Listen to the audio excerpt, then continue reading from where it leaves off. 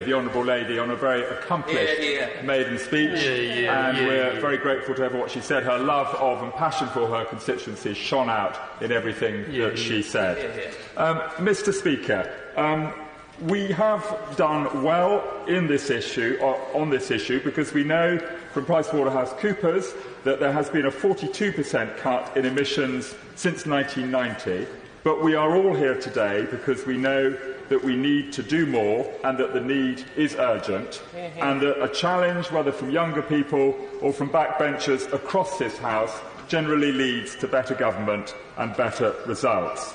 Now, I want to be positive, and I want to point to 5 areas which I think are part of the solution of this issue. And to be fair, the government is involved in part in all of them. I think it needs to go further in some. We've already had mention of the issue of electric vehicles and hydrogen vehicles, and I welcome the investment in battery technology and the efforts that the government has made so far.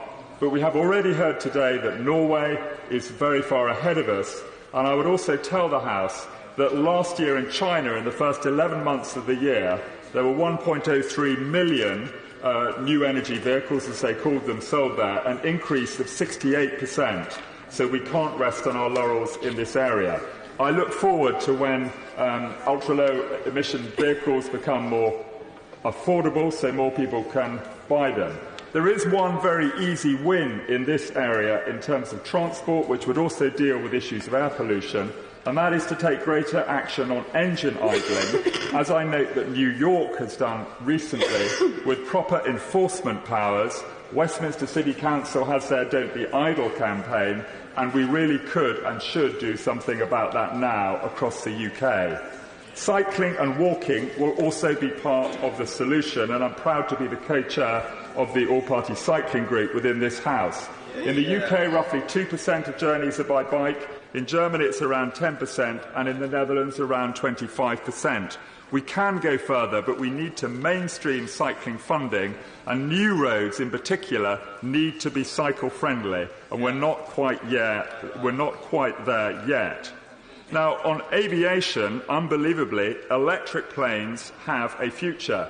I must admit, when I first read about this, I did have to check that it wasn't the 1st of April.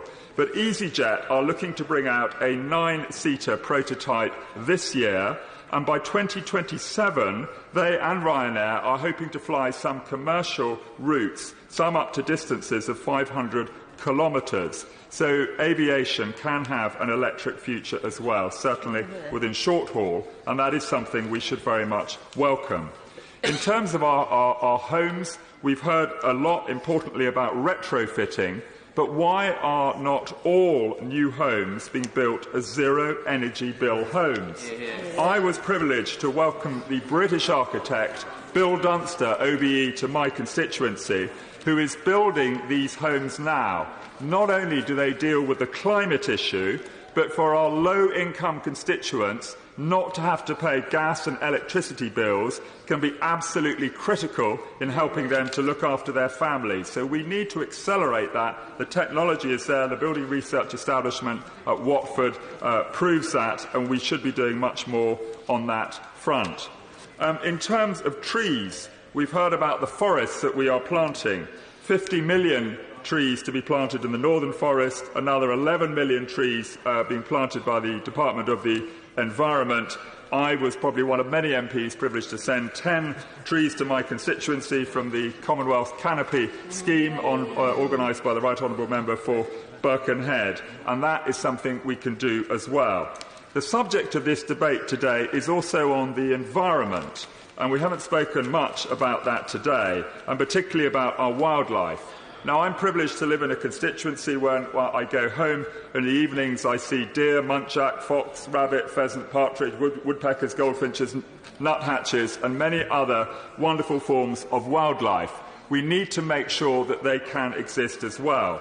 My constituency also hosts the Duke of Burgundy and the Chalk Hill butterfly, and butterflies are some of the creatures most in danger from climate change. Only very small increases in climate can cause them difficulties. So in summary, Mr.